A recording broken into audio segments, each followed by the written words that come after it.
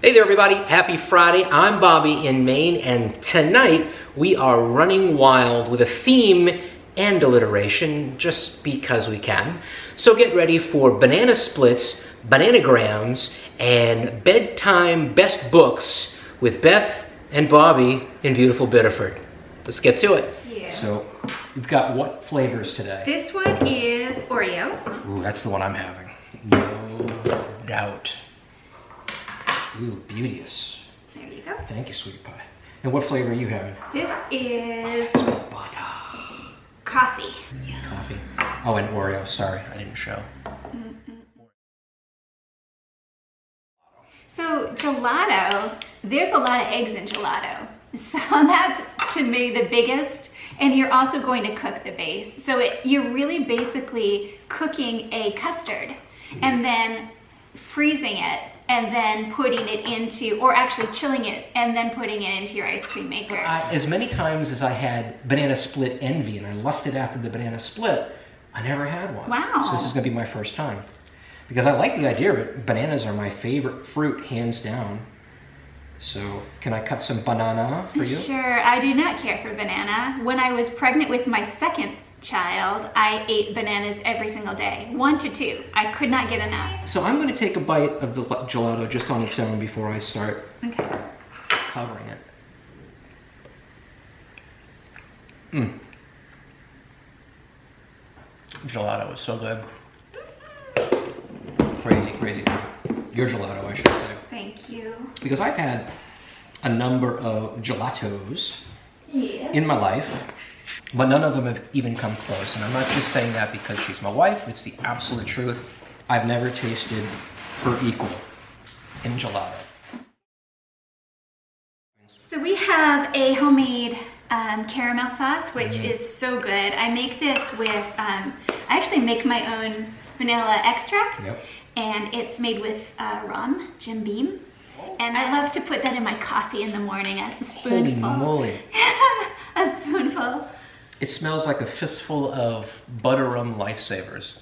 Okay, we're gonna put some of that on. Okay. And you should know that she put all of these in a double boiler so that all of these sauces are nice and warm or hot in some cases. Yeah. And I'm gonna put, because I have to, when in Rome, a wee bit of the butter rum on my bananas and chocolate gelato. I also made a peanut butter sauce, which it thickened up a little bit weird, but it tastes great. So good looking. And I'm a peanut butter fiend. I have hot fudge sauce.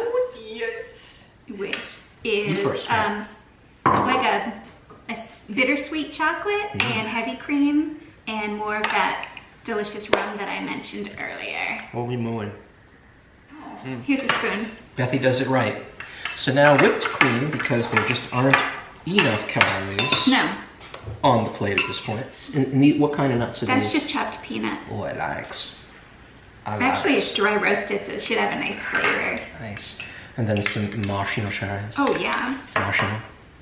More than a few. Yeah, I'm just gonna put the rest on for you. Please. Take them. Thank you. All right. Can you see? And that's Beauteous. pretty evil. That is beauteous. Mine doesn't look too bad, actually. Yeah, yours looks really pretty. I mean, granted, I really haven't had it yet, but... So there's my first ever banana split. There you go. And while we're enjoying our banana splits, talk about our bedside books here in beautiful Biddeford. My goodness, I that's know. a mouthful. Yeah, when I tackle something, I hit it head on. So. I like to talk about books. Yeah, what, would you like to walk us through? What are your bedside books? So we have The Purpose-Driven Life, so that it's just an inspiration to make the most out of this one life that we are all given. I like it. The E-Myth, which is basically an explanation of how to not tank your small business as I'm trying to open mine. Don't want to tank it.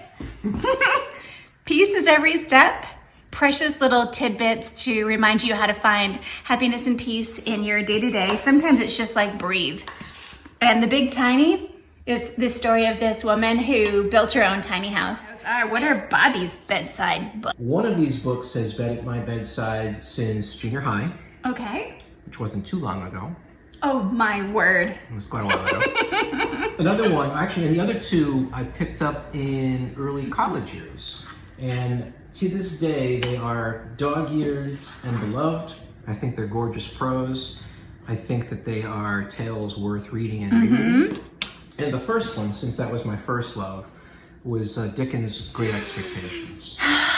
Know those characters inside and out, adore the story, cover to cover. Every time I read this, I find something new. And it's comforting. I don't even have to read the entire book, and I'm not always engaged when I'm reading the book, but I find my hand drifting over to that just to be able to hold it, just to be able to look through a passage here and there about the characters that I love. Unbelievable book. It's a great story. It is. And not surprisingly, my second favorite book is by, he's been considered a Dickens contemporary. He is. And that's John Irving. I came across John Irving in college. One of my professors was an avid John Irving fan. He'd met John Irving when he was in residence and couldn't say enough good about John Irving, so obviously I was assigned pretty much the width and breadth of John Irving's writings. My favorite by far is A Prayer for Owen Meany. It makes me weep literally every time I read the ending. A story of two best friends, a very unusual main character, Owen Meany himself, and what makes him unique. And it's all about purpose. It's all about what is the meaning of you being here. And this is a very specific and tragic reason as to why this one character is there. But gorgeous. I can't recommend either of these enough. I would say don't bother choosing. Just get both at your local library. They've been around for quite a while. Especially this one. It's been around for a little bit. Get both. Read both. You'll be thankful that you did. And my third favorite book also came to me in my college years was Grammar in the Classroom. I love the purpose of it. I love the confines of it. I love the power that it gives, being able to control it. So Grammar in the Classroom is one that I find myself That's hilarious. reading time and again. It's a page turner. You're gonna love that one. So those are the three books that reside on Bobby's bedside table here in beautiful Biddeford. It's beautiful. 144 tiles. These are very much like Scrabble tiles. And then for 2 to 4 players, it's 21 tiles that you start with. So we're gonna go ahead and pick our 21 tiles. So you lay them all out face down, or letters side down, and then you pick out 21.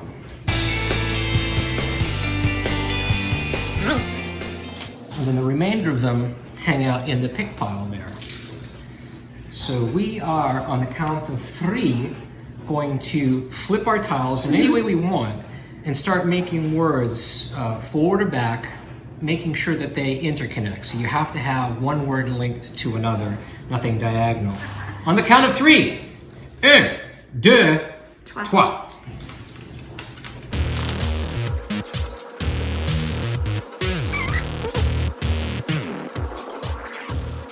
I have a question for you. Yeah. So this week... You're trying to distract me, aren't you? No, I'm talking to our friends. Okay.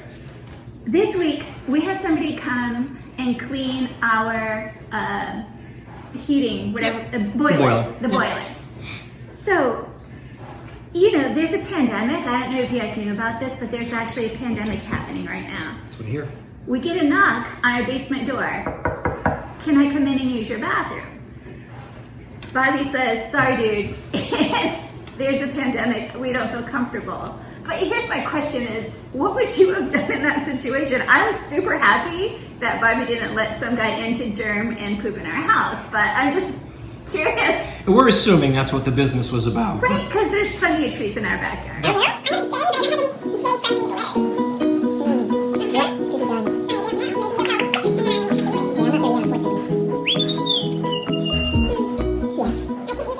Oh, you know what just happened, don't you?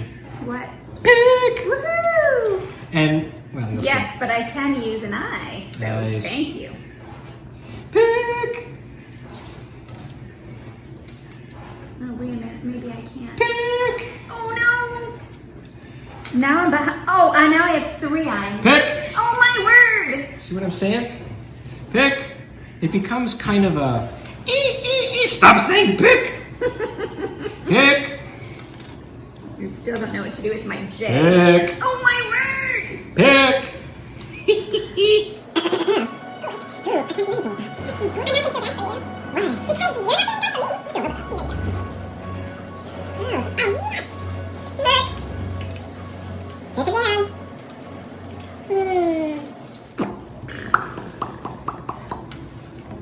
That sound helps. This one helps me. This is why we have no friends. What do you mean? Well, maybe you do. Oh, okay.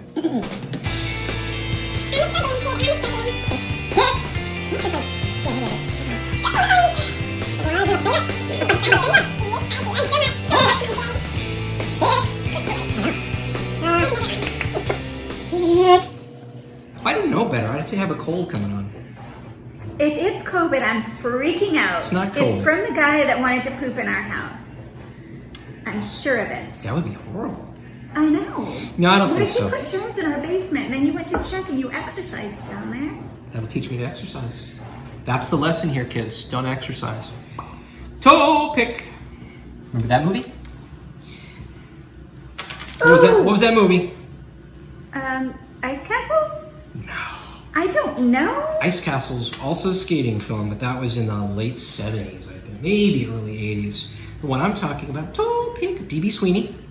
And who else? I have no idea what you're talking about. Okay, let's see if it comes to you. I don't know that I even watched it. You did. Oh my goodness. Everybody did. Toe Pink. Moira Kelly. Toe Pink. I don't know. Toe Pink.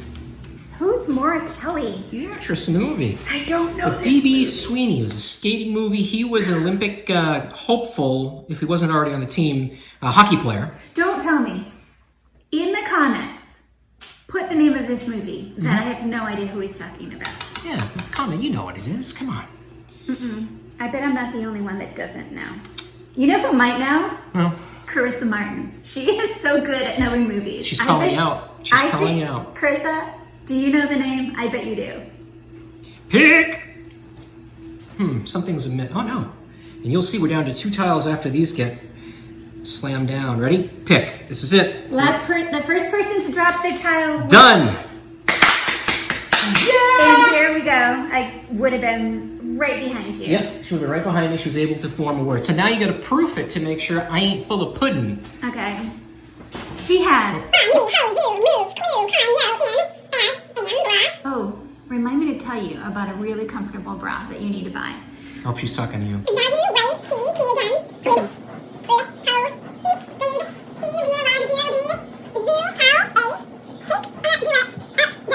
He wins. Legit. And that, my friends, is Bananagrams. Fun, but not really relaxing. No. And undergarments, you had said? Oh, yes. Tune out, guys. This is not really for us. So I found the best bra. Like nothing's comfortable, and it's pandemic, and comfort is like number one. That's why I'm wearing my best sweatsuit for you today. And so Nautica makes this bra, and it's silky smooth. I'll take a picture and Bobby can show you. It's like there's no clasp in the back. There's no underwire. It's so perfect, and you can get it at TJ Maxx, 2 for $14.99, girls. Such a deal. It's bonus content. I mean, we were just thinking about gelato. We were thinking about some good books and a nice game. But now you can get a bra, I Get a guess. good bra. Oh, it's V!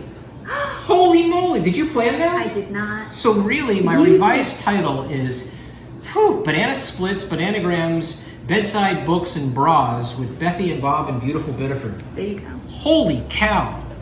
You heard it here Stars first. aligned. Well, and there's another Friday night in the books. I hope you had as much fun as we did, and I look forward to seeing you next Friday. So until then, please be safe, be abundantly kind, and if you have time, like, share, and subscribe. I do love hearing from you.